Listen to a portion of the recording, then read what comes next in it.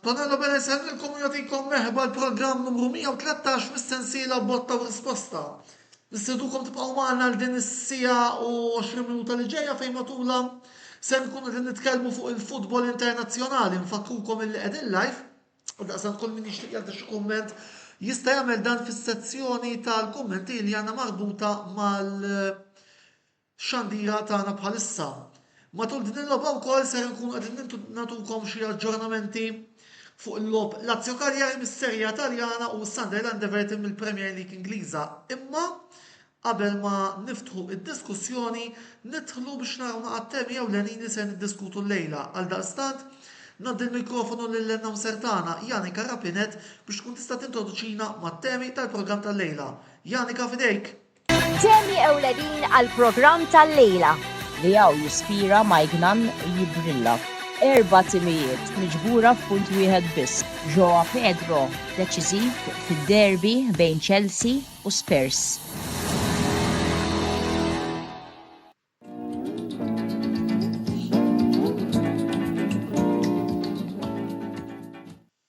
U kif qed intaraw fl-ewwel parti tal-programm ser inkunu qed nitkellmu fuq il-logħba Milan-Roma illi l-bieraħ rajna t-tim ta' Milan jirbaħ bl-iskorta u ħeb xejn. Qabel xejn qegħdin diġà taraw il-membri li se jkunu qegħdin jakkumpanjawna għal din l-ewwel parti tal-programm. Nibda billi nsellem il-Roberto. Roberto, nsellimlek. Sellimlek Antonello, nsellem il-mistednin li għandna magħna llum u li daw kollha qed isegwuna. U għandna magħna lil Daniel Buġeja, ġurnalist minn One Sports illum, u lil Mark Garja, segretarju tar Roma Club Malta, illi magħhom se nkunu qegħdin niddiskutu il-logħba Milan-Roma appuntu. U tajjeb illi biex nibdew bħas-soltu noħna komment b'mod ġenerali għal-issa minant Daniel u Mark. Ovvjament jibda Daniel l-Milan kienu hom. Nsellimlek, Tony, nsellem il-mistednin u daw kollha qed isegwuna. Kun minn ġenerali fuq Milan-Roma naħseb kienet logħba li bdiet tajjeb għar-Roma mal-gowl għal-Milan bdiet logħba oħra li l-Milan naħseb kienu ħaqqhom aktar minn gowl wieħed. Imbagħad ġie l-penalti ta' Dybala li seta biddel l-andament tal-logħba, iżda finalment naħseb li kien riżultat ġust meta tara bħalma jiġġieldu logħba boxing meta toħodha bil-punti, naħseb kien riżultat ġust għall-Milan. Nsellimlek Antonello, nsellem il-komplement tal-panel u s-semmija. Naqbel kważi eżatt ma' Daniel ġifieri, però il-logħba bdiet għar-Roma bdiet tajjeb ħafna, bdejna nafsu ħafna minn nofs il-ground il fuq. Kellna 3-4 open chances ġifieri, imma bħalissa id-difett tagħna huwa illi ma niskurjawx. Fil-fatt laqas il-penalty ma minna għax skurjajna l-penalty forsi kienet konna nieħdu draw ġifieri li kien ikun draw ġusta wkoll, imma kif qal Daniel xorta naħseb bħala konkretezza qudiem il-lasta naħseb il-Milan kienu naqra aktar għalkemm kellna ħafna chances xorta l-Milan kellhom daw kien naqra qudiem kienu aktar b'saħħithom hekk nemmen jien. Meta wieħed jara l-istatistika ma qbilx ma' kumment li qal Daniel il għaliex pereżempju shots on goal kienu 8-6 illi għada naqra klobs l-affari. L-azzjonijiet tal-Milan kienu daqsxejn iktar perikolużi. Bis-sejf tal-plejer ta' Roma ma niftakarx eżatt min kien fuq il-linja, fuq Leao, il-goaler, kienu daqsxejn iktar ngħidu ċans ta' goal. Għax inti jekk tixxutja minn barra l-kaxxa u jiġi fidej Manjan, kien hemm xut partikolari nsejt ta' min, Manjan żammu bla problemi, xorta jiġi meqjus shots on goal. Elanawi dak kien. Elanawi xutja minn barra. Ma niftakarx eżatti minn kien il-plejer. Ġifieri dik hija d-differenza li bdejna ngħidu kemm forsi jiena anke Mark qabel miegħi jekk inti tuħu l-punti id-daqqiet tal-Milan ejja nagħmluhom mill-latta boxing kienu daqsxejn iktar b'saħħithom. Però ovvjament li kieku skurjaw ir-Roma fl-ewwel 30 minuta, jew skurjaw il-penalti, jew forsi skurjaw il-Milan meta kienu xejn minn fuq, il-logħba seta' tinbidel totalment għax lagħbu ġiex timijiet li qed jilagħbu tajjeb barra quddiem. Naħseb jiena. Roberto. Naħseb ir-riżultat tal-draw kien ikun aktar ġust. kien hemm bidu tajjeb ta' Roma mal-ħin mbagħad il-Milan dew ovvjament iżidu l-pressjoni, kellhom xi ċansijiet fetħu l-iskor. Tintaqsim ovvjament kien hemm l-azzjoni tal-penalty, jiġifieri jiena naħseb li riżultat ta' draw kien ikun l-iktar wieħed ġust. Però ovvjament fil-futbol, futbol mhux boxing, jiġifieri tista' tagħmel 90 minuta tilab fuq l-asta waħda, tinqabad kontra-attakk u taqla l-gow u titlef. U ħadd ma jista' jgħid fl-aħħar mill-aħħar jirbaħ min jiskurja. Mhux kemm ikollok xittijiet lejn l-asta. Tista' tiskorja wara d-90 minuta, Roberto. Kien huwa? Tista' tiskorja biex tirbaħ wara d-90 minuta. Sens Mourinho Ġibna darba dis-sena. bil-kontrattak, jiġifieri Għalikku. ma tistax mhux lakemm illum il-futbol mhux għax ikollok il-possession jew għax ikollok iċ-ċansijiet. L-unika ħaġa li jiswa li titfgħu ġewwa l-ballum, minuti tgħid għax jsibt il-gowler avversarju f'burdata mill-aqwa u l-qatt erba' mal-asta, dak ma jiswa xejn fl-aħħar mill-aħħar, ir-riżultat li jgħod min jiskurja. Jiġifieri Naqblu. però Fatt għalhekk tlifnija jien għalija għax iku fl-ewwel ħaf ħadna mqar wieħed jew ġiex tibla lem milli kellna li kienu vera ċansis tajbin, l-andament tal-logħba kienet tkun mibdula kompletament, għax tidħol web xejn jew tnejn xejn minn fuq. L-affarijiet jinbidlu, ma l-logħba tal-futbol hija episodji. Episodji u ma tiskurjax. Mark, ħanejdlek hija episodji, però jiena naħseb kif qal tajjeb l-ħabib tagħna. Naħseb iż-żewġ timijiet għandhom problema ta' striker prolifiku. U jiena naħseb li din ħadd tkun waħda mill-affarijiet li tikkundizzjona fl-aħħar mill-aħħar tal-kampjonat. Din is-sena ma jidhirx li hemm dak tal-qed Roberto. Min jinnota, ma nixtiex niddevja ħafna mis-suġġett, imma ġosta ngħaddi passing comment fuq għadi. Illi bħalissa top scorers tal-kampjonat Taljan huma attakkant laterali Orsolini tal-Bologna u midfielder playmaker Çalhanoğlu tal-Inter, dan biex inkompli nsaħħaħ l-argument ta' Roberto. Infatti, ma nafx kemm skorjaw eżatti biex ma nkunx qed nikda Antonello. Naħseb il-Milan warahom hemm Pulisic b'4 goals, ġifieri li mhuwiex attakkant propja, li suppost huwa il-klassiku right wing, fim? Eżatt. Ġifieri jekk tara min qed jiskorja t-timijiet, naħseb l-Italja dis-sena qed niftaħ xejn iktar milli ġast Milan Roma. Hemm nuqqas kbir ta' dak l-attakkant, speċjalment Lautaro li qed jilgħab xi tal-Lautaro Vlahovic, hemm nuqqas kbir ta' attakkant li m'hemmx Lukaku li attakkant kbir ġewwa l-Italja naħseb jiena. Eżatt. Anka pereżempju bħal Keane li l-sena l-oħra kien wieħed mill-aħjar attakkanti fil-kampjonat ovvjament qed ibati mill-perjodu negattiv li għaddej Fiorentina, ġifieri m'hemmx dak l-striker tipo Immobile li jiskurjalek 20-25 gol fis-staġun. U dan ovvjament Immobile reġgħu weġġu. Reġgħu Immobile mela. Immobile mhux Immobile li kellna nafu mal-Lazio, ġifieri llum għandu żmien u jaffettwa. Però dan ħajaffettwa dan l-element għalfejn għax ovvjament iktar ma t-timijiet ħajkollhom midfielders li kapaċi jiskurjaw, iktar kapaċi jagħmlu differenza fl-aħħar tal-logħba. U naħseb din ħatkun xi ħaġa importanti, ġifieri plejer bħal pereżempju bħal McTominay bl-inserimenti li jagħmel u bil-abilità li għandu li jiskurja naħseb kapaċi jkun fuq quddiem nett fil-lista tal-aqwa scorers tal-kampjonat. U għalhekk l-aħħar darba l-ġimgħa l-oħra meta kien hemm il-ħabib tagħna tan-Napli fil-programm staqsejt jekk jarawx lil McTominay bħala striker fil-futur, jien naħseb li biex jilgħab il-De Bruyne, in-Napli, McTominay għandu jilgħab iktar avvanzat f'pożizzjoni ta' striker. Jew sekonda punta speċi. Naħseb sekonda punta, ma rridux ninsaw li Napoli iktar qed parti tal-istaġun issa għandu jerġa' jidħol lura Lukaku. Qed insemmu ħafna players ironikament laterali. U Daniel, nixtieq insemmi plejer laterali ieħor issa illi l-bieraħ jiena lija kien l-aqwa plejer fil-ground, Leao. Jiena nemmen li hawn huwa potenzjal ballun tad-deb. Imma jew imħabba il-karattru tiegħu li kultant ngħidu hekk partikolari, jew ħabba injury, jew kwistjonijiet mal-coach, jew għax il-Milan ikun sejn ħażin. Dejjem jinqala xi ħaġa bil-Malti.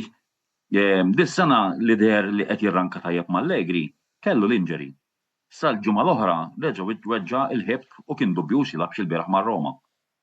Jekk huwa jsib is-sitwazzjoni ideali tiegħu, nemmen li huwa kbir.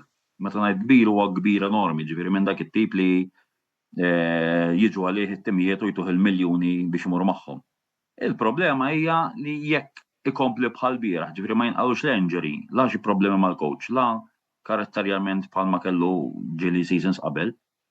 Nemmen li ħajjagħmel differenza kbira, ħajjagħmel differenza enormi. U jekk ikollu plejer, issa ħanerġa' nsemmi li attakkant bħalma kien ġuru biex niftehmu, jista' jkun Vlahovic, jista' jkun Jimenez, jista' jkun Drobnik ta' Roma stess jekk jiġi. Jista' jagħmel iktar differenza x'jagħti dak il-ballun fin-nofs u flok isib il-Pavlovic bħalma sab il-bieraħ isib l-attakkant li jitfgħu dejjem fix-xibkaw. Il-vot seba tal-gazzetta. Jien nemmen li Leao hu vera potenzjal ta' però dis-sena qiegħed naħjar, però Leao għandu xi ħaġa li dejjem ninnu ħin. Jew għandek it-tim qed jilgħab kważi b'12 plejer bih, jew inkella qed tilgħab b'10. Eżatt. Jew jintilef għal kollox, tgħid fejn qiegħed, jew inkella tiġi il-burda tat-tajba ngħidu aħna u jibda dej ma żommu b'xejn. Allura bekk ma naħseb mhux qed niremmu imma biex tieħu l-ballun tad-deb iktar konsistenti minn Leao. Biex tara, is-siżi li ħadu lik il-Milan Leao kaxkar it-tim kollu miegħu u meta ħadna l-aħħar lik fit-22. Mbagħad kien hemm kwistjonijiet li forsi mhux ma ħartantx ħarġu, ma kwistjonijiet mal-coach u kien hemm players li qed iġennu Leao, infatti ċertu players iċaqalqu baqa' Leao.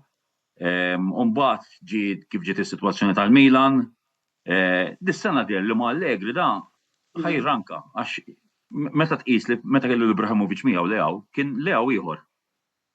Da jisek għandek tifel narah Leao jiena li tittoqgħod kien kollu fuq biex itik il-100%.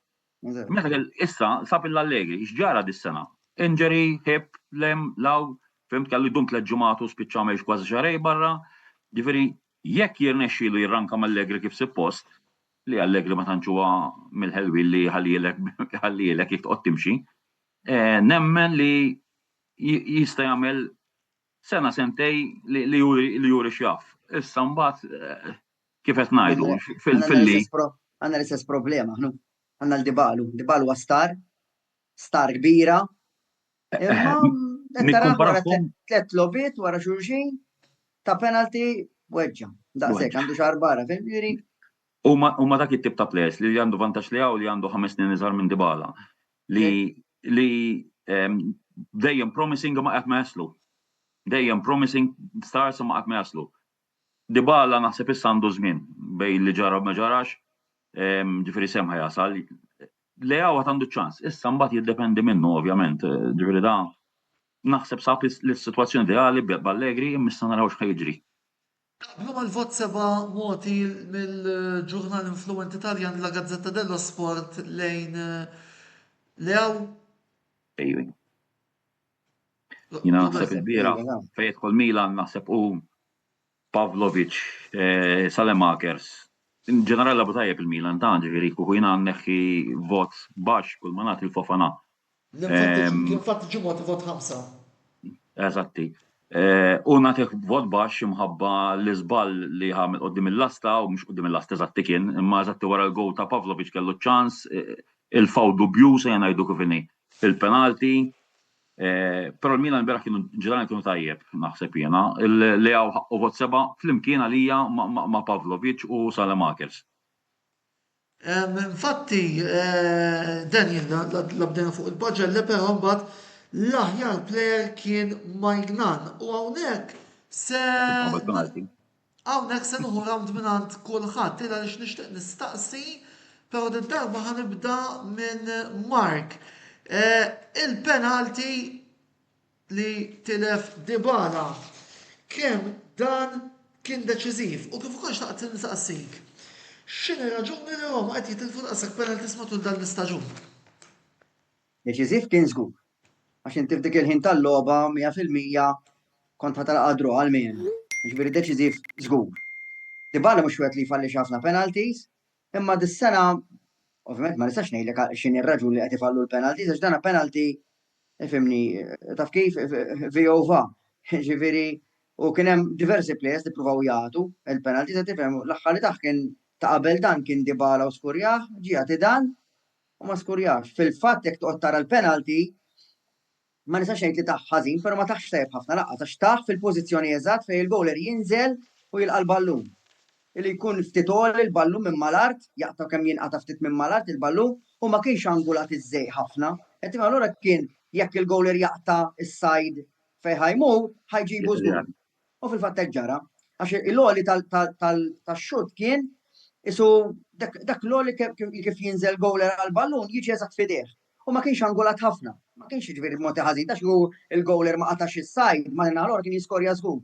Ġifieri ma tgħix taħ fin-nofs. Imma kien pożizzjoni eżatt li l-bowler hekk ikun jaf li ma ħajmuru mar dik is-side tajba ħajġibu u fil-fatt ġabu. Imma issa l-penalties huma inkubu għalina ġiet. Infatti allegatament ukoll jidher li Dybala weġġa puntu mill-azzjoni tal-penalty bħalma ġara l-ġimgħa l-oħra lil De Bruyne. U kont se tgħid ħaġa Daniel? Ara l-biraħ jina nħobb insegwi ħafna wara għonna Dominika Sportiva, pressing, eccetera, eccetera, jina nagħmel s-settajta fil-ħodu nara l-affarijiet u replays u hekk wara kull nar taħat. Il-players li kienu jilagħbu dejjem jgħidu jekk għandek tagħti penalti jew ta' tiħbax mal-art jew għoli. Plus hekk il-bieraħ Manjan għax forsi Dybala kien xi daqsxejn slow issa ma nafx x'inhi raġuni.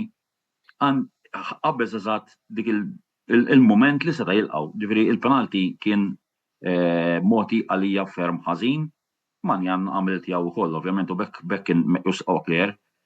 Opinjoni tiegħi issa ta' Roma, naħseb iktar mill-penalti l-bieraħ, il-penalti li fallew il-bieraħ, l-ar huwa li weġġa Dybala naħseb jiena, għax logħba tgħaddi u tlifta mal-Milan ma tliftix mat-Torino ma' Udinese, eċetera, eċetera. Imma jekk titlef il-Dybala li qed jgħidu li diħel wara s-sosta ma jista' jkun iktar ukoll, huwa iktar gravi għalija jiena s-sitwazzjoni. Nista' forsi Mark jista' jgħid aħjar. Ma Turin tlifna baqa, by the way. All right. Right, isabla d-doċ. U xaġu għal notajt il-bira jissoltu Dybala qabel ma jtih il-penalty jagħmel dawk il-ġiex passi jieqaf jara l-gol fejn ħajmur u jtih. Il-bira ma milix. Il-bira ħal-ġirja u taħ. Ġifieri dik s-soltu meta jagħmel dawk il-ġiex passi u jieqaf naqra u diġà jkun jaf fejn tefa' l-gol u jkun jista' jtih naħar id-darba l-bira ma milix. Issa għvettejt inti kim xifti ta' jien, ma nafx, ġifiri. L-inġuri tiegħu Mark, li għamel il-bieraħ Dybala ħares in-naħa fejn xutja. Ukoll. Eżatt. Ġabu wkoll. Prova ovvjament ifixkel il-gowler ħares speċi ħares l-emmela mhux ħajtih l-hemmhekk, fimta ma fil-verità l-hemmhekk ta' ġifieri. Però fimni. Penalti. Kull min imur jagħti il-penalti xitlef għandu mhux jigwadanja. Mhux hekk? Jiġifieri din hija xi ħaġa li qed ikollok kuraġġ kbir biex tkun tagħti penalti, jiġifieri any kind of match. Tinsemmu l-injuries, jiġifieri weġġa Dybala, ġimgħa l-oħra weġġa De Bruyne. Jien niftakar fin-90s Vialli l-ewwel season mal-Juventus, penalti kontra Roma ġol Olimpico. Jixxuttja, jorqod il-ballun ħażin u jagħmel staġun barra. Daw affarijiet li jiġru ilhom jiġru issa. Però penalti. Il-problem Roma, Roberto, hija li dawn mhux tilfu l-penalti biss. Tilfu naħseb jiena li Dybala dal-istaġun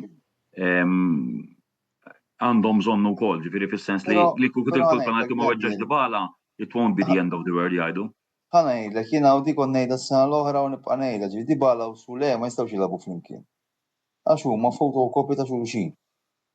Alright, ġifiri, sa ċertu punt kważi kważi ngħidlek imnalla weġġa Dybala għax forsi jista' jieħu aħjar minn Sule u jilgħab anke plejer bħal El Shaarawy li huwa differenti minn Dybala u minn Sule fit-trident li jilgħab quddiem. Però fatt kurjuż huwa it-timijiet ta' Gasperini normalment jiskurjaw ħafna gows. Però Roma mhux qed jiskurjaw ħafna gows. Li xi ħaġa ħażina hemm.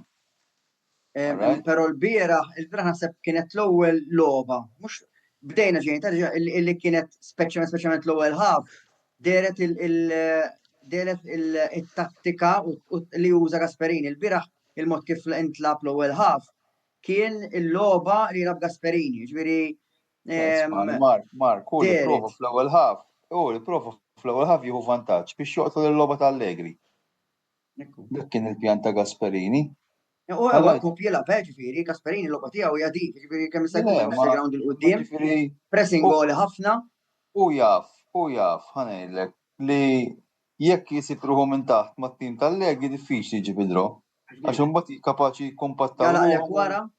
U ma tkunx daqshekk faċli biex tiskur. Allura prova jiskurjaw l-ewwel biex jiftaħ l-avversarju ma rnexxilux. Però punt fuq sorry, kompli.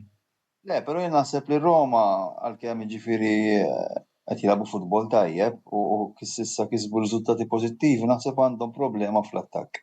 Le, 100%, però punt mhux u forsi inkomplu fuq Dybala ma naqbilx illi jibqa' jilagħbu 90 minutes kull logħba.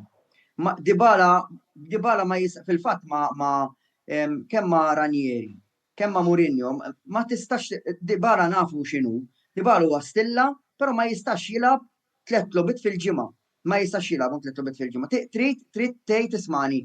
Alright, mal-Milan ħajjilagħba, pereżempju logħba li ġejja mar-Rangers ma jilagħbix avolja għandek bżonnu. Ma tistax tilagħbu għax nafu minn xi xibati, ma tistax tilagħbu dak il-waħda wara l-oħra, għax fl-aħħar ħajweġġalek fil-fatt weġġa b'xuċata tista' tgħid. Marjat il-penalty u baqa' hemmhekk, qed tifhem jiġifieri biex tużaħal season sieħ Dybala biex iservik season sieħ trid isserħu. Nafu minn xi xibati, fimni jiena dik inqala Mourinho u naqbel miegħu. Dybala qiegħed magħna għax ibati bl-injuries, għax ikun mhux qiegħed magħna. Vot ta' Dybala tal-logħba tal-bieraħ qabel ma ntikom il-vot tal-Gazzetta. Ma fimtik, sorry? Qabel ma ntikom il-vot tal-Gazzetta għal Dybala. Vot se ittuħ intom. Il-bieraħ, fuq il-bieraħ 5.5 mhux iktar. L-istess kont sajt 5.56 se jena jdu hekk. Li kieku ma taħxu l-penalti jena jdu hekk. Le, kieku skorja l-penalti. Kieku skorja l-penalti jien jitlitta. Kieku skorja l-penalti kien jitla mal-bqija bħala logħba ma kellux logħba tajba l-bieraħ Dybala xejn. Roberto? 5. Fil-fatt il-Gazzetta qablet ma' Roberto għax tagħtu vot 5. Mela, Roberto ġa kellimna ftit fuq xi aċċertamenti u punti tattiċi min-naħa ta' Roma, ma nafx forsi trid telabora fuqhom u forsi jekk hemm xi spunt tattiku saljenti min-naħa ta' Milan li xtaqt tkellimna fuqhom. L-unika ħaġa li xtaqt nitkellem qabel fuq l-spunt tattiċi l-ewwel semmejtu l-lejaw. U dan jinsemma li kapaċi kumplera l-pallun tad-deb. Jiena lejaw l-ikbar nuqqas li nara fih hija l-konsistenza. Kieku għandu l-konsistenza lejaw huwa wieħed mit-top 5 li hawn fid-dinja għat-talent li għandu. Però mbagħad dik hija l-differenza bejn plejer tajjeb ma dak li Italjani jsejħulu fuori klassi. Ġifieri dik tagħmel differenza kbira l-konsistenza. U lejaw huwa dak it-tip ta' plejer fil-maġġoranza tal-każi li jtik logħba mbagħad tgħid li ta' wara tgħid daħal fil-ground u ma jkunx hemmhekk. Jiġifieri dik hija ħasra x'għandu talent enormi. Meta jkun li tgħid li ta' wara ta' imma jkollu lobiet. Mhux konsistenti Daniel, jiġifieri. Li jagħmellek tgħid tliet lobiet pereżempju l-ak taqbad laħat tliet lobiet il-bieraħ kien tajjeb ta' qabel kellu injury u kellu joħroġ ta' qabel hawn. Kien tajjeb ukoll li hawn. Il-problema li inti biex tkun fuori klassi ma tistax tagħmel 5 iwa u 5 le, issa qed nagħmel hekk ġieli kollu 6 iwa u 4 le, ġieli kollu 6 le u 4 iwa. Fimt? Inti biex tkun fuori klassi trid tagħmel staġun u tfalli 4 lobiet minn staġun, 5 lobiet. Ċert. Bħalma għamel fis-sena li tbaħna l-lik biex niftehmu. Fis-sena li tbaħna l-lik, forsi kellu dawk il-5 lobiet, 6 li ma rajnihomx, li ma rajnieħx. Biex ma ntawlux fuq dal-punt, skużan interrompejtek, il-plejer fuq il-klasse u dak il-plejer li waħdu rebħek mill-inqas 20-25 punt. Għalek qed insemmi l-logħba ta' meta skużani, l-istaġun ta' meta għadu lik il-Milan. Fuq dejjem baqa' konsistenti kif kien dak l-istaġun. Issa kien hemm affarijiet li huma tortijaw, affarijiet li mhumiex tortijaw biex inkunu fermijaw. Iwa, huwa fuq il-klassi, ma daw ikun hemm players u Dybala huwa eżempju, jsejna Dybala nsort tal-plejer inħobbu, ġifieri forsi bekk tajtu 6. U hemm ħafna players hekk li dejjem qatt ma jagħmlu qishom l-aħħar pass. Da fl-istorja tal-futbol, ġifieri nsemmu kwalunkwe plejer ta' ħafna players hekk li qishom dejjem ma jagħmlux l-aħħar pass. Issa mbagħad bej injury, bej karattru, bej sitwazzjonijiet partikolari. U ma jsurux fuq il-klassi għalhekk. Leħaw s'issa għandu ċans jagħmlu l-aħħar pass għax għandu 26 sena. Jekk mhux ħajħsibu da għandu da l-istaġun u s-sena d-dieħla ta' wara għaw l-istaġun ieħor. Jekk mhux ħajamlu, ħajibqa' l-eterna promessa jgħidu Taljani. Kif qed l-ewwel, leħaw dik li għandu. Leħaw jew qed tilab b'12 jew qed tilab b'10. Dik li għandu. B'12 ta' meta jkun qiegħed tajjeb. Il-tim qed jiggwadanja ħafna, fehmta jagħmel xogħol ta' 2-3. Imma hekk ma jkunx qiegħed fil-logħba, daqshekk. Mhux dejjem, mhux qed naqbes għalih xi ma nafux kollox, imma mhux dejjem tortijaw. Kien hemm sitwazzjonijiet, speċjalment fil-passat għax huwa bniedem forsi karatteriment mhux b'saħħtu li anke ġie affettwat minn plejers oħra. Meta rajna pereżempju l-biċċa xogħol, issa tgħidli ħassemmi lilu għax telaq ta' sena l-oħra meta spiċċa ma' Teo Hernandez fil-ġemp waqt it-timeout waqt il-fin li jieħdu l-maw u ma marx jitkellem ma' Fonseca. Tajli mhux miegħu kien xorta waħda kompliċi, però fil-verità Teo kien il-perċimes tagħha l-biċċa xogħol. Ġifieri da għamel żmien li jekk jgħidlu isma' jagħmel nabu xejn ma kienx qed jilgħab lejhaw. Mhux qed ngħid kontra Teo għax m'għadux mal-Milan, infatti r-riżultat ta' Teo kienet li ma ridu ħadd li fl-Atletico u xorta ma ċċettawx imħabba l-karattru tiegħu u qegħdin nitkellmu wieħed mill-aqwa left backs li kien hawn dawn l-aħħar snin. Ġifieri xorta għandu tort li hawn, imma hemm ħafna sitwazzjonijiet li biex tkun plejer kbir bħalma kienu jinnaf Ronaldo, bħalma kienu Van Basten biex insemmi bħalma kienu l-fenomeno li inġer kontra inġer Del Piero jispiċċa fuq il-banku xorta joħroġ jilab ħafna tajjeb baġġo biex tkun dawk it-tip ta' plejer, jiġri xiġri tibqa' dej. Lejaw s'issa mhux qed jagħmilha. Mela, għandna domanda lik Mark minn il-ħabib tagħna Renato Vella li minn hawn nixtieq insellem. Renato qed isaqsi għaliex bħala plejer professjonali ma jilabx 90 minuta u għaliex ħadtuh jekk ma kienx tajjeb biex jilab 90 minuta. Fem ftit. Mela, kif kont qed ngħid l-ewwel, Dybala jagħmelek id-differenza. Tajjeb, għalhekk tittużah, ma tistax għalhekk tittużah f'lobiet, mhux qed ngħid ma jilabx, ġifieri li għandek Dybala ma tistax tilab u qed jorik, ir-riżultati joruk. Ma tistax tilabu 3 lobiet, 4 lobiet. Huma qed jilgħu bħalissa qed nilagħbu l-ħadd, il-ħamis u nerġgħu il-ħadd. Ma tistax tilabu 3 lobiet infila wara ruġi għax ma jtuħx il-fiżik tiegħu ma jtieħx. Però mbagħad meta jkun hemm u jkun qiegħed 100% ħajjagħmel id-differenza. Tindun ara ir-Roma Dybala fil-ground u r-Roma mingħajr Dybala fil-ground huma differenti. Ħafna differenti. Però kif qed ngħidlek ħadnieh għalhekk qed qiegħed ma' ġimgħana mhux qiegħed mar-Real Madrid u mal-Barcellona ħabba din il-ħaġa li huwa injury prone. Għax kieku mhux qiegħed magħna u qiegħed ma' top club żgur fl-Ewropa għax huwa fehmni bil-ballun, tara, meta jaqbad il-ballun, tgħid ħajfintalek xi ħaġa. Anke l-mod kif jaqbad il-plejer, il-mod kif idur idawwar il-ballun, il-mod kif jixxutja, ġifieri. Kieku mhux injury prone, kieku għadhom l-Juventus, la mal-Barcellona lanqas ma' Real Madrid. Kien jista' jkun Roberto. Jista' jkun ukoll. Kieku mhux injury prone żgur ġeddewlu l-kuntratt di. Roberto naħseb jiena l-Italjan kif inhu l-ġurnata tal-lum kieku jiġu il-Real Madrid u Jitlaq. il-Juventus tuhom 70 miljun.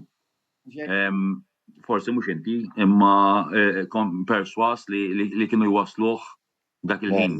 Jiena li Dan rrid 87 ngħid miljun. li rrid ngħid jiġifieri kieku mhux inġeli Pro l-Juventus ma kinux ħajħallu jitlaq b'xejn. Le, qed naqbel miegħek 100%, naqbel miegħek 100%. Imma naħseb il-punt ta' Mark huwa li ma naħsibx li mill-inġera biss Mark jiena Dybala għandu l-vizzju, il-habit ukoll li jagħmilha li kultant jisparixxi f'ċertu lob Dybala. Li da qatt ma għamel il-pass li jmiss, il-pass biex ikun din niftakar fil-bidu ma tiġi mal-Juventus għax il-Messi t-tieni u l-Eredi ta' Maradona u taf inti is-soltu storja tal-ġurnali Italjani.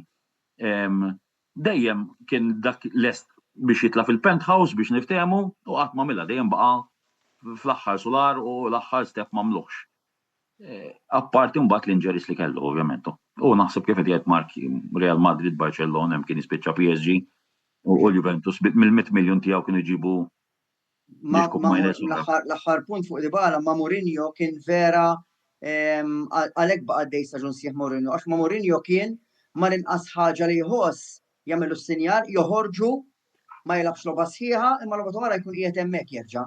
Qed tifhem imma mhux li tilagħbu 95 illum il-logħba m'għadix 90 minutes, illum saret 95, saret 98, saret 100 minutes illum il-logħba, imma tistax tilagħbu 3 logħbiet infila u ta' dawk il-livelli, qed tifhem għax qed tilab livelli dejjem għoljin ħafna.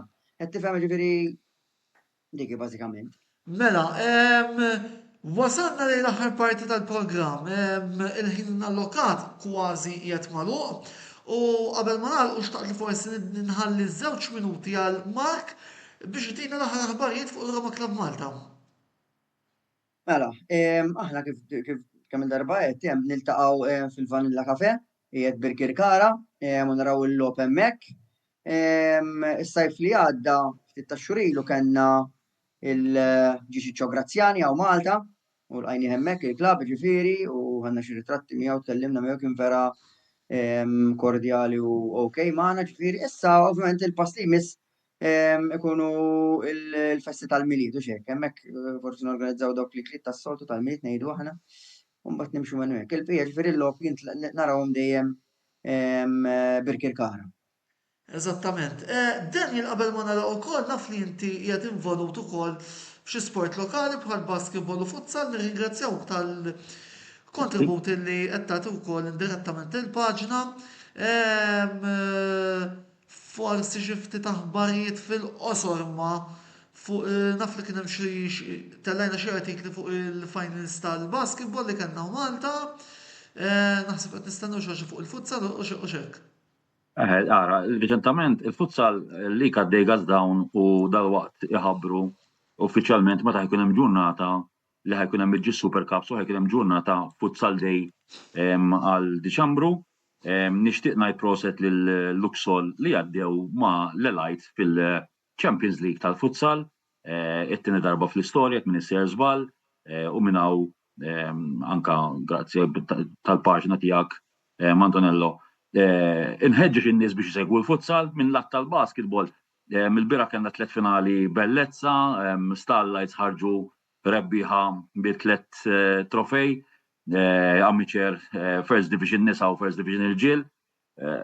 Jiena nħeġġeġ il kulħadd il min eżegwina bħalissa biex jisegwu l-paġna ta' Antonello, ningrazzja l-Antonello x-xogħol siwi li qed jagħmel biex jirriklama u jagħti il-vuċi u jagħti il-ħin lil mhux lilna biss li nħobbu is-serja u l-Premier u l-futbol imma kwalunkwe sport li jeżisti Malta. Ġifieri grazzi lilek Antonello u grazzi lil kulħadd il min isegwi mill-paġna tiegħek. Mela, għandna wkoll hemmhekk aġġornament minn ġewwa l-Italja li għadu kemm tela Lazio Cagliari se jmorru l-ħin tal-mistrieħ fuq ir-riżultat ta' xejn b'xejn. B'dan l-aġġornament se mmorru għal waqfa qasira ta' reklami 3 minuti u nofs u nerġgħu nidħlu flimkien ma' Roberto u jidħol ukoll magħna l-aħħar akwist il-ġdid tal-Kamra Sportiva Dylan Tedesco biex niddiskutu ftit ġew l-Ingilterra matul tmiem il-ġimgħa li ġej. Ibqgħu magħna 4 minuti reklami u nerġgħu nidħlu lura magħkom u grazzi lil Daniel u lil Mark tal-lejla inaqdu magħna.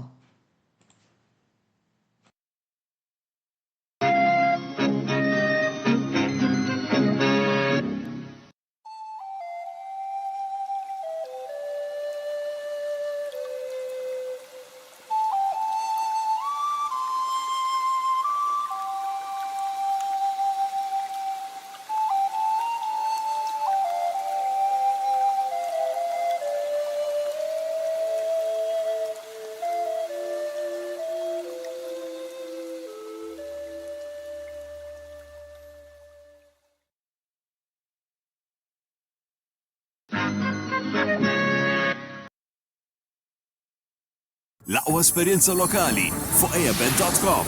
Inaqat magħna u irbaħ. Tista' tilgħab fuq għażla vasta ta' Casino Games jew fuq l-isport favorit tiegħek. eabed.com. Dejjem ilgħab b'mod responsabbli.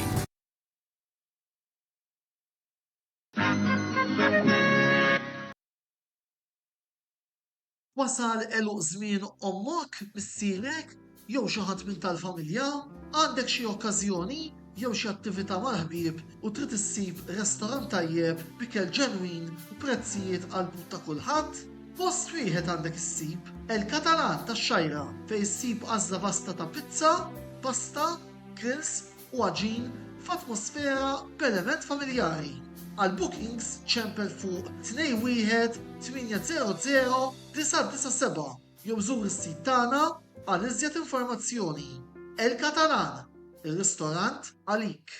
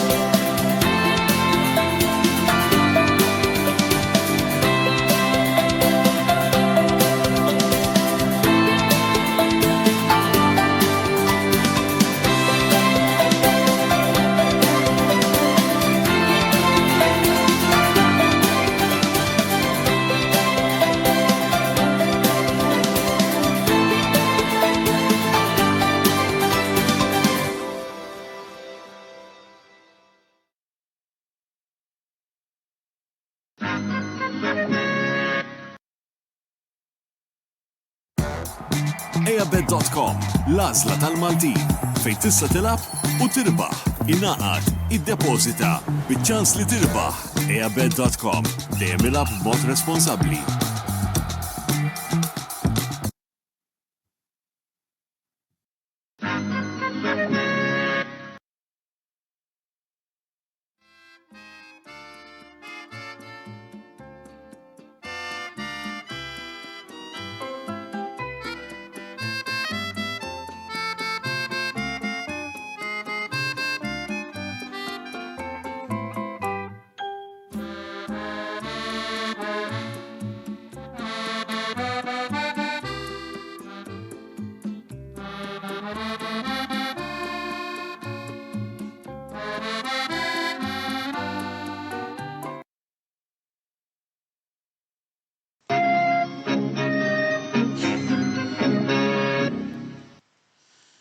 Merħba lura t-tieni parti tal-programm Botta u Risposta fejn issa se nitkellmu fuq il-futbol Ingliż. Roberto dal-waqdieħel għandna magħna lil Dylan li huwa nistgħu ngħidu hekk l-aħħar akwist li t-tim tal-Kamra Sportiva għamel. Qabel ma nibdew, Dylan, forsi tina naqra tgħidilna xi ħaġa dwarek, ħalli anki is-segwaċi tagħna isir jafuk ftit. Apparti n-supporter ta' Chelsea minn kif qed naraw. Mela Antonello, nsellem lilek u lill-trespiraturi kollha. Jiena kif ġattilhom Dylan minn Birkirkara jiena. Nsegwi ħafna l-Premier League, nsegwi fimni. Tista' tgħid kull tip ta' it-top 5 leagues fid-dinja. Dejjem ikun naf x'inhu għaddej u anke fejn jidħlu riżultati u forma ta' players. Ġifieri nipprova nsomru ħi aġġornat kemm nista' fuq fuq il-futbol internazzjonali u anka ta' Malta, anka ta' Malta. Issa dan l-aħħar ta' Malta qed nipprova iktar nintegra ruħi għaliex nemmen li anka bħala livell dejjem jagħti ola il-futbol ta' Malta. Veri qed nippruvaw ukoll ta' Malta wkoll. Tajjeb ħafna. Mela nfakrukom ukoll li qegħdin live kull min jixtieq jikkummenta fuq l-argumenti li ħan iddiskutu. Appuntu issa jista' jagħmel dan fil-sezzjoni tal-kummenti li għandna miftuħa bħalissa. Nfakrukom ukoll li hemm għaddejjin żewġ logħbiet mill-waħda mis-serja Taljana, Lazio Cagliari illi ħin tal-mistri huwa xejn b'xejn, u l-logħba l-oħra bejn Sunderland u Everton illi bħalissa qiegħda wieħed b'xejn favur l-Everton f'każ ta' bidlet fl-iskor minn tellaw grafika wkoll biex nkunu nistgħu nżommukom aġġornati intom issegwu d-diskussjoni tagħna. Biss biex anke nibdew ftit sakemm jiġi Roberto. Mela ħana nagħmlu x-riżultati kellna fl-10 ġurnata tal-Premier League matul tmiem il-ġimgħa li għadda.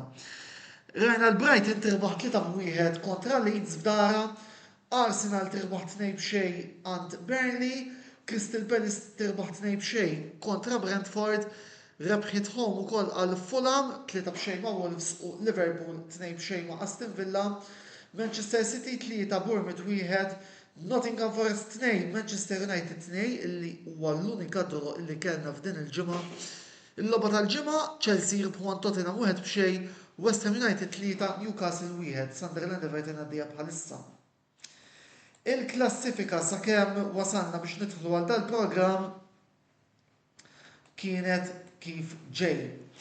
Arsenal 25, Man City 19, Liverpool 18, Bournemouth 18, Tottenham, Chelsea, Sunderland b'logħba inqas u Manchester United 17 għalkemm bħalissa qegħdin minn taħt ir-riżultat. Allura Sunderland jibqgħu bi 17, Palace 16, Brighton 15, l-Everton qegħdin taraw markati bi 11, imma bħalissa qegħdin 14 punt daqs l-Aston Villa, Brentford 13, Newcastle 12, Fulham u Leeds 11, Burnley 10, West Ham 7, Forest 6 u Wolves 2. Mela, nilqgħu wkoll fostna lura lil Roberto sa dan it-tant ukoll illi ingħaqad magħna. Xtaqtu forsi kumment minn għandkom fuq ir-riżultati li kellna b'mod ġenerali fl-Ingilterra tmiem il-ġimgħa x'laqatkomx ma laqatkomx Dylan u mbagħad Roberto. Jena naħseb illi dil-ġimgħa jekk taqta' il-logħba ta' Newcastle ma tantx kellna riżultati ta' sorpriża. Għaliex l-Arsenal stennejthom li ħajrbu bħalissa dejjem minn forma inkredibbli, ninżelhom il-kappell ġifieri. Mbagħad kellek il-United li għalkemm kienu għaddejjem minn forma mhux ħażin reġgħu il-logħba li kellhom reġa' spiċċat fid-draw. Ġifieri, però mbagħad mill-banda l-oħra l-Forest tifhem illi għadhom kif iġibu coach ġdid, ġifieri fimt kun qed tistenniha li ħajkun hemm ċertu mumenti minn dan it-tim tal-Forest li se jkunu għaddejjem minn mumenti tajbin. Mbagħad kellek il-City rebħu mal-Bournemouth xejn ta' sorpriża. Crystal Palace rebħu mal-Brentford kif ġa semmejt inti.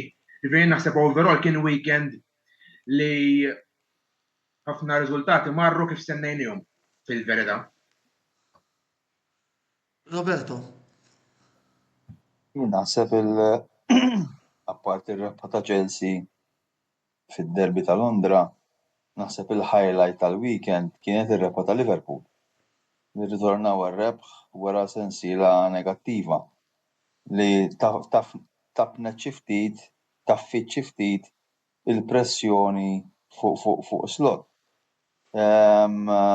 Ovvjament s'issa Liverpool naħseb li huma wieħed mid-diżappunti għalkemm qed fit-tielet post.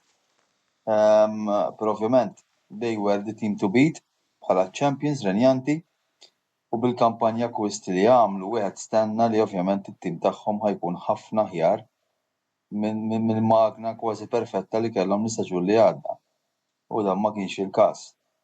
Jien naħseb li dan l-istaġun kapaċi verament ikun l-istaġun ta' Arsenal, però għadu kmieni tittara l-konsistenza li ħajkollhom il-Gunners għalkemm naħseb li bħala materjal għandhom u kif biex jirbħu l-kampjonat.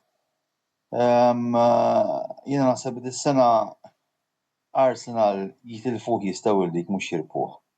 Diġà għandhom 6 punti vantaġġ f'ras il-klassifika. S'issa kienu l-iktar tim konsistenti kif qal tajjeb Dylan għaddej minn forma tajba ħafna. Ġifieri naħseb li l-supporters ta' Arsenal din is-sena għandhom għalfejn jkunu fiduċjużi li sa fl-aħħar tasal is-sija tagħhom ukoll. Min-naħa l-oħra wieħed ma jridx jarbi lis-City u lil-Liverpool, it-tnejn huma timijiet ta' kwalità għolja. Is-City waħed jaf dejjem ikunu hemm għalkemm forsi l-istaġun li għadda kellna ftit ta' diżappunt. Liverpool jridu naraw jekk ir-rebħa fuq Aston Villa kienitx one-off jew inkella jekk hux ħajwarbu l-mument negattiv li kellhom u ħajbqgħu għaddejjin issa b'bażi pożittiva. Ovvjament imbagħad għandek timijiet bħal Bournemouth, bħal Sunderland li ħadd ma stenna li ħajkunu f'dik il-pożizzjoni. U jiena jekk tippermettili Antonello xtaqt nagħmel spunt qasir fuq Bournemouth. Bournemouth huma klabb żgħir m'għandhomx ir-riżorsi li għandhom City, l-Arsenal, Liverpool, United. Ħafna midrabi jispiċċaw ibjaw l-aqwa players li jkunu spikkaw fl-istaġun ta' qabel, però xorta waħda jibqgħu hemm. U dan juri element ta' management tajjeb, element ta' scouting tajjeb għax kapaċi jixtru players li jrendu u mbagħad ovvjament jispiċċaw ibjawhom bi profitti kbar u dan ovvjament iwassal biex anke l-klabb mill-aspett amministrattiv ikun wieħed fuq bażi finanzjarja mill-aktar soda. Infatti wkoll naqbel miegħek li Bournemouth huma sorpriża għal dan l-istaġun però serdu naraw kif se jirrispondu wara t-telfa li kisbu nhar il-ħadd li għadda ma' City. Ħanibdew nitkellmu fuq il-logħbiet issa ftit iktar fid-dettall għal minnu l-logħbiet ewlenin. U xtaqt nibda billi nitkellem fuq il-logħba tat-tim favorit ta' Dylan. Chelsea rebħa importanti għand Tottenham. Kemm taħseb illi l-Blues minn dak li rajna s-sibt għandhom tim tajjeb biżżejjed biex itemmu l-istaġun mal-ewwel erba'? Ħanajdlek Antonello. Aħna ara ħalli nibdew minn hemm. Jiena naħseb li tim hemm li players ta' kwalità għandna għax jekk toqgħod tqis it-tim kollu għandna players bħal Palmer, Caicedo, Colwill, Cucurella, and the list goes on bħal ngħidu l-Ingliżi. Li dawn kollu huma players ma tistax ta' klassi, m'hemmx kelma oħra. Però mbagħad bħalma kulħadd diġà jaf l-injuries jista' jkun qegħdin jaffettwawna l-istaġun tagħna wkoll għax it-telfa ta' Colwill mhijiex xejn. Palmer ara kemm ilu barra issa, inna ma naraw jilgħab ftit mhux ħażin. Però t-tim milli jidher s'issa t-tim Maresca u hawnhekk ninżal kappell lill-manager tagħna. S'issa Maresca dejjem qed jinnexxielu jaħdem bil-players li jkollu available għalih u s'issa riżultati minn hemm u minn hawn ġejjin. Mhux qed ngħidlek li għaddejjem mistaġun perfett għax far from it. Imma naħseb li għandna tim, hemm tim li speċjalment issa l-aħjar ritorna Delap, pereżempju, hemm tim biex nagħmluha mal-ewwel erbiva tal-Ingilterra. Fimni, jien naħseb li dak huwa lan ta' Chelsea m'għandux għalfejn jkun inqas. U naħseb li iva hemm u naħseb anke meta tqis kemm hu bravu Maresca għax Maresca jiena wieħed mill-iktar coaches naħseb li wieħed mill-iktar coaches żgħar li hemm bħalissa promising fid-dinja tal-futbol. Fl-opinjoni tiegħi bejn nżomm ma' Chelsea jista' jkun forsi nkun daqsxejn żgħira biased imma fejn din dejjem nipprova ngħid dak li hu, jiena dik il-karattru tiegħi, jekk hu ħażin. Ngħid li ħażin li hu tajjeb ngħid li hu tajjeb. Però naħseb li iva biex naraq din il-biċċa naħseb li hemm tim. Sabiex nagħmluha fit-top 4 tal-Ingilterra. Tottenham milli min-naħa l-oħra Roberto. Telfa oħra mhux daqshekk sejrin tajjeb, imma bħala kif taqbad tajt.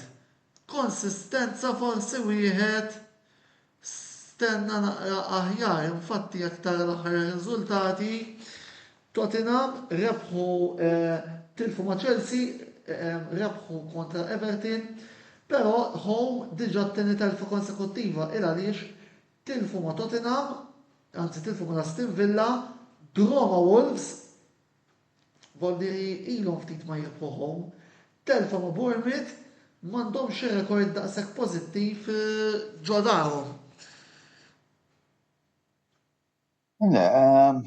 Fl-ewwel parti tkellimna fuq x'inhi d-differenza bej plejer tajjeb u stilla.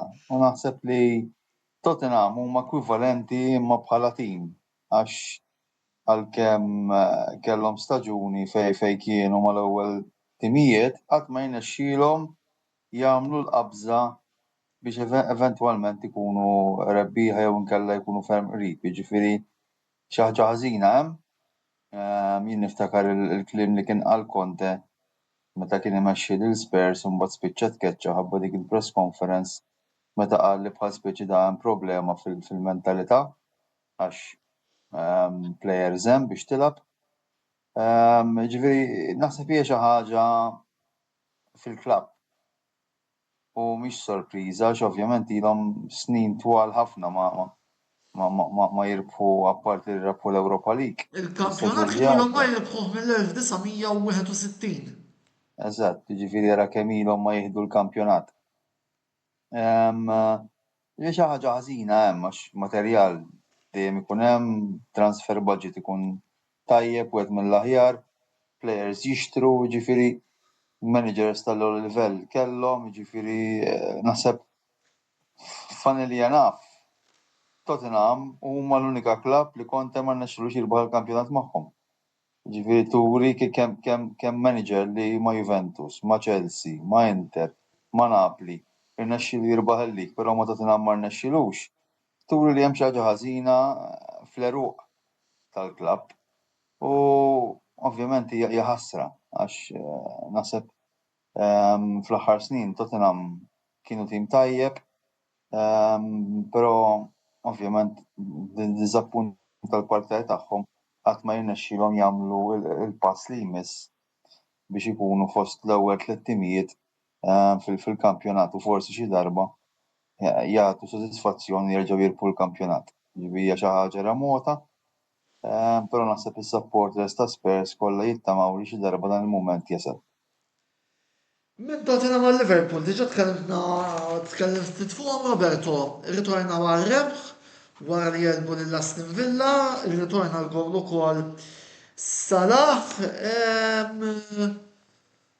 forsi minn xi highlights li stajt tara taħseb illi irnexxielu jsiba s-soluzzjoni slot lejliet żewġ konfronti importantissimi li għandhom ir-Reds bħal Real Madrid u Manchester City? Iż-żmien inti tina parir Antonello fuq logħba waħda ma tistax tiġġudika, ġifieri huwa pożittiv għalihom li wara dawk it-telfiet kollha infila rnexxielhom jirtornaw għar-rebħ u anke jollu ftit il-moral. Però bħalma tkellimna fil-ġimgħat li għaddew jiena naħseb li l-influss ta' players ġodda u anke il-fees li tħallsu għalihom kien aktar ta' detriment milli ta' ġid għal Liverpool. Jiena kif kont sħaqt never change a winning team. U s-sena l-oħra Slot kien kapaċi jibni magna kważi perfetta x'inha hija Liverpool. Tal-Paris Saint-Germain kienu l-aktar tim fl-Ewropa li jilagħbu futbol tajjeb u kienu dominanti u letteralment rebħu l-kampjonat b'mod dominanti. Ma rajtx għalfejn, ma stajtx nifhem għalfejn dawn l-akkwisti kollha. Kien hemm pożizzjonijiet bħal pereżempju l-pożizzjoni ta' Salah, Van Dijk li naħseb kien ħaqhom iktar importanza fis-transfer market. Però ovvjament Liverpool huma Liverpool. Jiena xorta nemmen li huma wieħed mill-aħjar tliet timijiet li hemm fl-Ingilterra, huma wieħed mill-aħjar timijiet li hemm fl-Ewropa, materjal għandhom fl-iskwadra. Forsi hija xi ħaġa li sakemm isib l-equation it-tajba biex jieħu l-aħjar mill-players li għandu d-dispożizzjoni tiegħu. Però ovvjament mhix xi ħaġa li tfaqqa subajk u tiġri, ġifieri it takes time. Ovvjament jipprova affarijiet li forsi f'logħba waħda ma jrendux, però on the long term jrendu. Sakemm isib il-pożizzjoni adattata għal ċertu plejer bħal Wirtz pereżempju li kulħadd jaf it-talent li għandu dan il-plejer. U l-importanti joħloq bilanċ. Klabb, tim tal-futbol jirbaħ għax ikun tim bilanċjat. Lajk jista' jkun offensiv iżejjed u laqas jista' jkun difensiv iżejjed. Ikun bilanċjat u forsi slot dik hija l-ikbar challenge li għandu fil-mument li jnexxielu joħloq bilanċ l-iskwadra li għandu u nagħlaqgħu fuq l-argument xi kultant naħseb iwebbes ftit rasu u jilgħab bl-ismijiet. Għax jiena pereżempju plejer bħal Chiesa li again huwa plejer li itik logħba u l-logħba ta' wara ma tarax fil-ground. Beda tajjeb, kien pożittiv fil-fatt rebaħ il-Player of the Month tal-klabb u naħseb li ħaqqu jtieħ ftit iktar ċans anke mill-bidu mhux ġast kemm jilagħbu f'logħba tat-tazza li forsi hija bla valur bħalma mal Crystal Palace, però mbagħad fil-kampjonat laqqas biss idaħħlu minuta. Mela, din nafx iċċeżi ħaġa. Jiena naqbel ma' Roberto fuq dan l-espunt għaliex jiena personalment, pereżempju plejer bħal Wirtz, meta kien mal-Leverkusen kont insegwi ħafna u huwa wieħed mill-iktar plejers li jogħġobni ġifieri kulħadd jaf kemm hu plejer kapaċi. Iżak fil-Premier League stess ma' Newcastle kemm il-darba li jagħmel brillanti. Hekk Eagle stess mal-Frankfurt kien tajjeb u mal-Liverpool beda tajjeb ukoll. Ġifieri naħseb li slot trid kif qed tajjeb il-ħabib tagħna Roberto jaħdem għalu jsib dak il-bilanċ tajjeb sabiex it-tim tal-Liverpool jiffunzjona kif suppost. Minnaħra Manchester United miżmumant Nottingham Forest wara 3 rebħiet konsekuttivi u Roberto l-bniedem li ħanejdu hekk. Waqqaf din l-istrixxa ta' rebħ ta' United għad-detriment ta' dak il-povru influencer kien ex Juventus Nicolas Savona. Mhux Nicolas Savona, dak jilgħab mal-Fiorentina, ton. Mela, tajjeb, hawnhekk jidher li ħadd żbalien, niskuża ruħi, affarijiet li jiġru. Però insomma. Savona kuljum u l-plejer, Savona kuljum. Savona ma mhux Nicolas jilgħab mal-Fiorentina dak midfielder. Technical affarijiet li jiġru meta mbagħad tara ħafna logħob tibda wkoll forsi jiġu xi dubji fuq which is which. Ma insomma, komment fuq il-logħba Forest United. Kienet logħba intensa. Biex nagħmlu għana ironika Antonello, meta inti plejer taf li kulli beżil flok kapitu iswed ifixklek naqra, allura tfixklek naqra fl-isem u fimt. Peress li nsertaw it-nej li huma kienu mal-Juventus allura aktar fixkilt, fimt, ġifieri m'għandikx tort ngħidu hekk. Le apparti ċajt. Ifhimni, United taf enigma, jiena kien żejħilhom enigma, għax filli jagħmlu lek 3 logħbiet tajbin, u mbagħad ovvjament fallew mal-Forest, għalkemm il-Forest issa għandhom ċertu livell ta' motivazzjoni bil-ħatra tat-tielet coach dal-istaġuni. Ġifieri mhumiex tim li naħseb il-livell li għandhom fl-iskwadra l-Forest mhuwiex jirrifletti il-pożizzjoni tagħhom fil-klassifika s'issa. Però having said that, United enigma, tim li Amorim qed jibqa' jinsisti b'din is-sistema tattika. Jiena naħseb qed kemm il-darba u nibqa' ngħidha li qed jiżbalja għax ma jfissirx li għas-sistema rnexxielek ma' klabb ġol Portugal ifisser li ħadd irnexxielek ġo ma' klabb bi storja ħafna akbar u bi pressures ħafna akbar ġewwa l-Ingilterra għandu l-problema li pereżempju Sesko għadu mhux ħuta barra mill-ilma ta' ġifieri għar minn hekk, ġifieri għadu laqqas qabad art u naħseb fadallu għax mhix faċli mill-Ġermanja tmur tilgħab ġo l-Ingilterra u tilbes il-flok tal-United. Ġifieri naħseb dal-istaġun għal-United ħajerġa' jkun wieħed kemm xejn diżappuntanti, niddubita kemm ħajrnexxielhom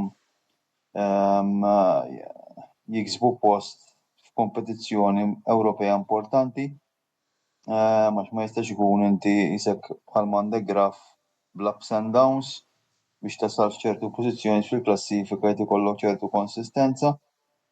Jiena naħseb li biex nagħlaq l-argument fuq United naħseb Amorim għandu bżonn jagħmel naqra self-assessment jara kemm din is-sistema verament qed trendilu, kemm għandu players adattati għalkemm ovvjament din id-darba għamel transfer market kif xtaqu.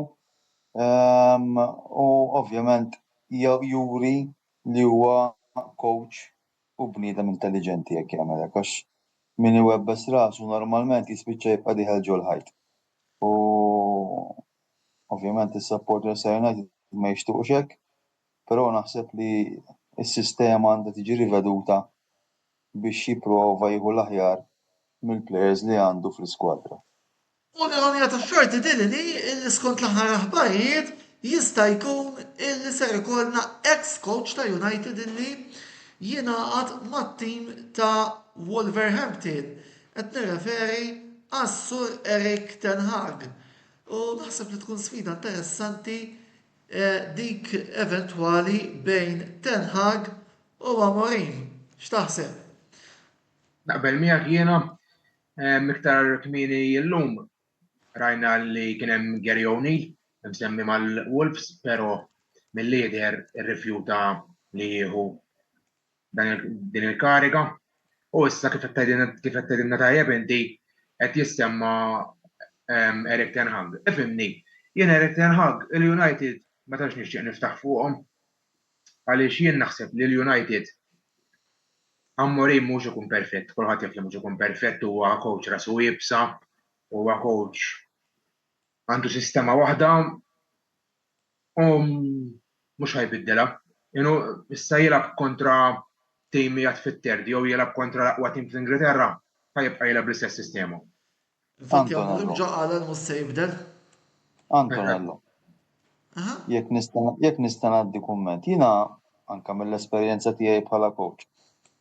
Naffaxxina ruħi kif clubs li ovvjament għandhom ċertu livell bħal Wolverhampton li insertaw it-tim li simpatizza miegħu jien fl-Ingilterra jew Atalanta pereżempju. Li daw imorru għal coaches li jekk jaraw is-CV tagħhom jaraw li kien f'ħafna postijiet kien falliment. Pereżempju l-Atalanta ħatru lil Ivan Juric. Mar-Roma falliment. Ma' Southampton relegati.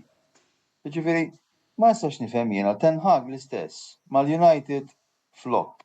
Mal-Leverkusen bil-kemm beda l-istaġun li ma keċċewx mill-ewwel. Kif jirnexxielhom daw il-coaches xorta jattiraw offerti Di Francesco li ġi relegat kullimkien. fl-ogħla livell ta' kampjonati ġifieri bħal l-Ingilterra, bħal Ġermanja, bħal l-Italja. Ma nistax nifhimhom jien daw l-għażliet li jsiru mill-klabs.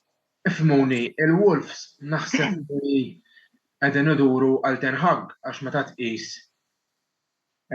il-United minn xi huma għaddejjin. Ten Hag ma kienx wieħed mill-ar coaches li kellhom f'din l-era ta' diżappunt sħiħ li għaddejjin minn l-United. Fem bid-difetti kollha għandu Ten Hag rebaħ League Cup u rebaħ l-FA Cup. Fimtni ġifieri mhux ħadd ħaltu eżempju bħalma hija ta' Amorim issa. Imma Didien, ħansaqsi mistoqsija. Inti għandek il-Wolves qegħdin fl-aħħar post. Tajjeb. Il-loġika tgħidli Jekk jiena ħanbiddel coach, immur għal coach li għandu esperjenza kif jirnexxielu jsalva klabb li qiegħed fin-naħa isfel tal-klassifika. Ten Hag, Ajax, United, Leverkusen. Dawn huma 3 timijiet li normalment ikunu ma ta' fuq. Alright, ħansemmi coach illum m'għadux magħna li kien speċjalista pereżempju għas-sitwazzjoni tal-Wolves, Mazzone. Mazzone kien dejjem jaqbad timijiet li jinsabu fil-qiegħ u jtellaħħom għall-inqas isalvaw. Jew Xondajx, eżempju, jew Xondajx li għadhom kif jgħidu l-Forest. Eżatt, dak li mal-Forest. Kif inti qiegħed fl-aħħar post mur għal coach li daqqat ma' coachja tim f'dik is-sitwazzjoni. Kif jista' da sakemm ma jkunx xi fenomenu jirnexxielu jdawwar ir-rotta. Għax faċli tgħid il-listi ħadu l-Ten Hag. All right, hemm isem warah, hemm CV warah, imma jekk daqat ma' coach dak il-livell. Diġà ħajibda fuq sieq zoppa. Għax hu ovvjament il-mentalità tiegħu hija li jkun ma' timijiet fin-naħa fuq tal-klassifika. Xi kultant naħseb Le, mhix faċli, ġifieri biex inti minn coach ta' tim li qed tiċċellinġa ma' ta' quddiem, tmur ma' tim li qiegħed fl-aħħar post, balla problemi, all right, eċċetera, mhix faċli, Laqgħa xejn, titbiddel il-mentalità tiegħek, titterġa' tirrevedi l-filosofija tiegħek tal-futbol, kollox. Mhix faċli. U dan huwa kollu ovvjament. Il-Wolves ma jaffordjawx jaħlu aktar ħin sakemm il-manager il-ġdid jaddatta ruħu għas-sitwazzjoni daw jridu xi ħadd li kapaċi from the first match, idawwar ir-rotta. Xi kultant naħseb li ċertu timijiet iktar imorru għall-isem milli għal dawk li jagħmlu ħażin ġifieri. Jagħmlu ħażin ġifieri. Jiena ma nafx kemm issegwi l-futbol Taljan tidilin. Pereżempju fl-Italja hemm dak Nicola, il-coach tal-Cremonese, dak dejjem hekk ma' timijiet żgħar tal-provinċja kif isejħulhom fl-Italja, però fil-maġġoranza assoluti tal-każi dejjem jirnexxielu jsalvhom. Il-Cremonese pereżempju kienu s-sorpriża tal-bidu tal-istaġun fl-Italja, aqta t-telfa li sofrewhom mal-Juventus nhar is-Sibt. Naħseb il-Wolves coach hekk għandhom bżonn bħalissa. Issa, pereżempju dan Nikola kapaċi jekk jiġi klabb kbir għalih u jmur miegħu kapaċi jkun flop. Mela. Ma jkunx adattat għal dik it-tip ta' sitwazzjoni. All right. Jiena għalhekk niskanta kif daw il-klabs li suppost huma kollha professionals u kollha esperti fl-erja tagħhom kif jagħmlu ċertu għażliet kemm ta' managers u anke ta' players fl-aħħar mill-aħħar. Għax il-loġika ma treġix. U ma tix tkun tmur xi 5 snin l-università ta' biex dawn l-affarijiet jiġu f'moħħok. Hija l-loġika, ġifieri kull min għandu ftit sens ta' futbol, dawn l-affarijiet huma loġiċi. Jiena xi kultant ngħid dawn l-affarijiet jiġu f'moħħna lilna li aħna just supporters u dawn li huma xogħolhom. Ma jaħsbux fihom dawn l-affarijiet. Mela laqbadni fuq coach, istanna domanda minn Mark Xkembri. Mark saqsija Roberto. Imma jiena ħan saqsija lill-panel, voldi kull marrit iva jew le bażikament. Maresca taħsbu li xi darba jista' jingħaqad ma' Juventus? Mistoqsija diffiċli. Jien naħseb li iva. Dedin. Moħħi jgħid li iva, ma qalbi tgħid li le. Le, ovvjament. Fil-fatt ukoll messaġġ Manuel Cardon qed jgħidilna proset Roberto fuq coaches. Roberto. Ton, però il-ħabib tagħna Mark, Marija Madoffi għadna naħtru coach ġdid li ġed jaħseb fuq il-coach li jmiss. Mu naħseb għal-futur qed jgħid. Ejja nagħtu ċans li Spalletti, forsi nibqgħu bihom 5 snin. Ikun hemm naqa' kontinwità għax jgħid nara coaches daħlin ġol kontinassa jgħidlu l-Mark. Le, fimni mhux għal-issa qed jgħid. Ħanejdu Jiena Spalletti ħanibda nsegwi l-press conferences tiegħu għax il-mod kalm kif jitkellem, kemm nixtieq li kont dak il-livell ta' kalmezza, kemm jitkellem kalm. Jien nissuġġerlek issegħu il-press conferences ta' Kivu wkoll għax dal-aħħar Kivu qiegħed jagħti naqra spettaklu mhux ħażin. Mela qabel ma nagħlqu għax il-ħin qed jafas. Dilin, Newcastle telfu oħra barra minn darhom, x'inhu jiġri? Da mhux il-kampjonat li kunu qed jistennew il-fans ta' Newcastle żgur. Bla dubju ta' xejn. Newcastle għaddej minn mument daqsxejn komplikat naħseb, għax kif għattajt inti ħadd ma kienet jistenni għadi. L-għamlu bidli ġifieri radikali, għamlu naħseb. Eżatt, li forsi imma irreplace jaħ tajjeb immens għax Voltemade beda tajjeb. Forsi il-lob li qed ikollhom matul il-ġimgħa mhumiex jgħinuhom. M'hemmx affarijiet li nista' naħseb fihom messaġġ li il-problema ta' dak li kellhom fil-bidu nemmen li forsi fixklithom daqsxejn, forsi bdew daqsxejn slow, imissa post. Jiena kont qed nistennihom illi jirrankaw Newcastle għax Newcastle hemm biex tilab akkwisti ħadu avolja ma ħadux lej l-akkwisti li kienu l-ewwel għażla tagħhom.